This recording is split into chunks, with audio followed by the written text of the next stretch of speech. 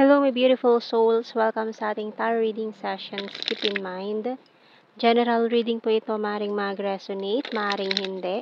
Kunin nyo na lang po kung para sa inyo and leave the rest. Maaaring mag-shift na energies or magkabaliktad ang sitwasyon.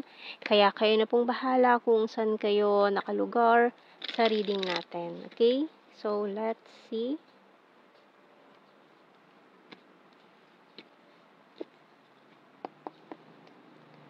So we have here the Knight of Cups, the Strength card, and Seven of Wands. We also have here the Ten of Swords, the Four of Cups, the Emperor, Knight of Pentacles, and the Hanged Cat. So yung bottom card natin dito, Two of Pentacles. Okay. So, may mga na-stuck pa rin dito with this hangman. May mga nakatali, hindi makaalis sa sitwasyon na to. Nagdadalawang isip kung magwo-walk away na, aalis na. Kasi mukhang itong energy na ito na someone na maaaring pinagtaksilan ka. This person betrayed you. Ayan. And, parang ano kasi dito maaring nireject ka niya or hindi niya inaccept yung offer mo noon. May strong signs tayo dito ng Leo and Aries placement.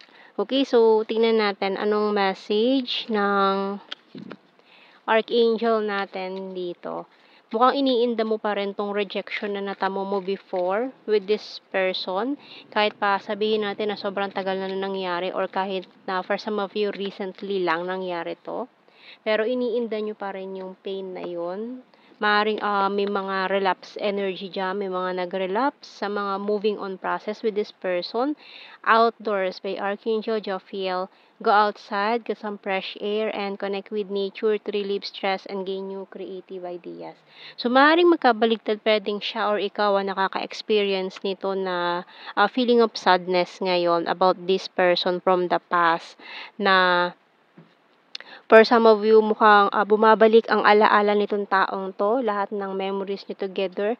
Kumbaga, you are experiencing parang reminiscing the past, ganyan, or relapse nga sa moving on process. Kung nakapag-move on ka na, akala mo nakapag-move on ka na, pero hindi pa pala.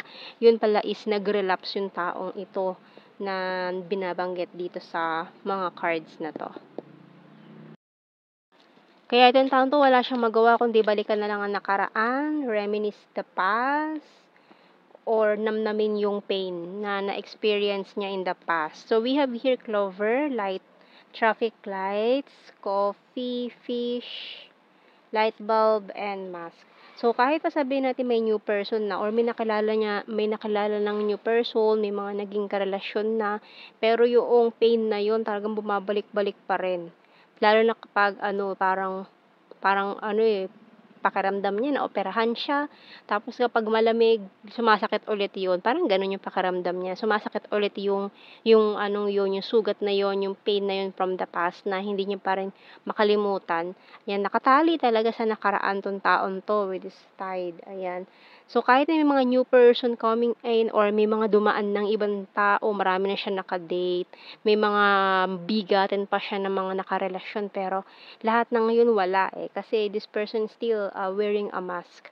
No, kumbaga pinapakita niya na okay siya, masaya siya, pero deep inside, this person is longing for you, missing you, ganyan. So, tingnan natin mga messages natin sa ating tarot messages oracle cards.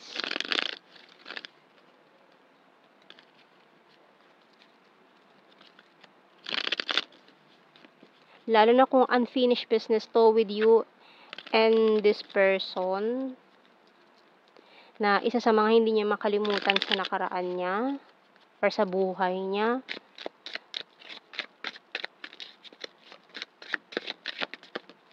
Okay, so you're my happy pill and I want to surprise you.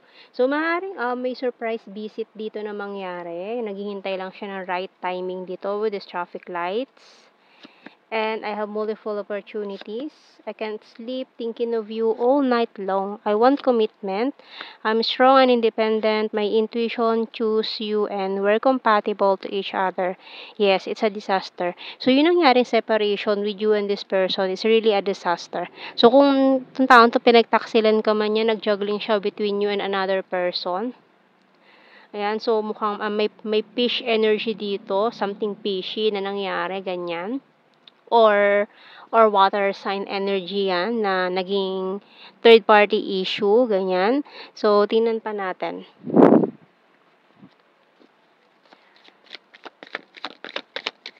More messages sa the Hidden Truth Oracle cards. Pero kahit na ganun, lucky ka pa rin with this clover, nasa yung clover. So, may mga lucky moments pa rin dyan kahit ganun yung nangyari. I want to feel that way again. I don't react when people mention you. So, kapag may mga nagtatanong about you, sa kanya, ayan, parang dead man na lang siya kasi hindi rin niya alam kung anong isasagot niya I love you. I know that I crossed the line with you.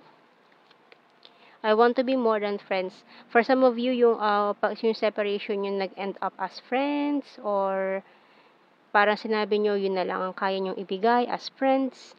And finding out the truth crushed me. I knew exactly what I was doing and I want you. And we both know I'm not the one for you. So, maaaring inisip nitong taon to na he or she is not good enough for you. Hindi kayo yung para sa isa't isa. And meron pang masigit na mas babagay sa'yo, kaya maaaring umiwas siya noong mga panahong yun. Tingnan natin, mga initials. Pwede maging initials ng pangalan nyo or anything na pwedeng mabuo na connected sa inyo ng mga words. Okay, B. Enye. G, Z, A, W, P, S, F, I, T, and Y. Parang asking why. Bakit nangyari yon?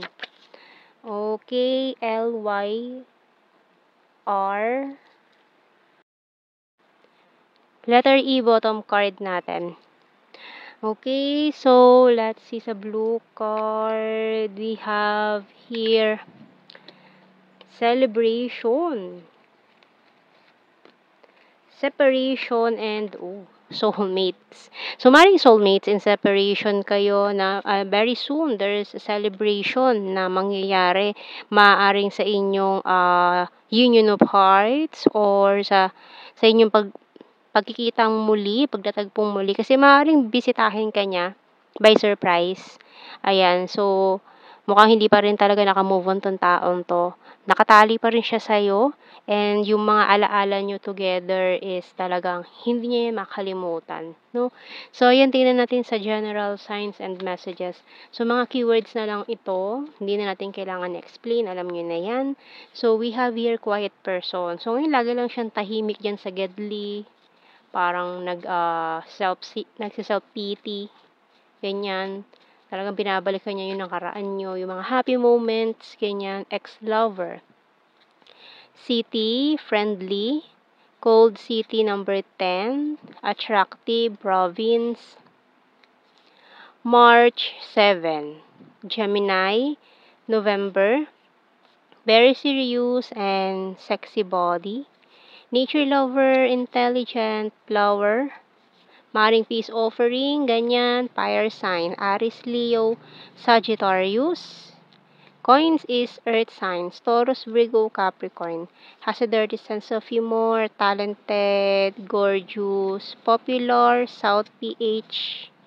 May mga naging long distance situation and ayun, very soon magtatagpo ulit kayo nitong taong to. Ayan, or magmi-meet or kakausapin kanya or sasadyain kanyang i-meet or surprise visit, ganyan. So, this person hindi pa rin talaga nakaka-move on sa'yo.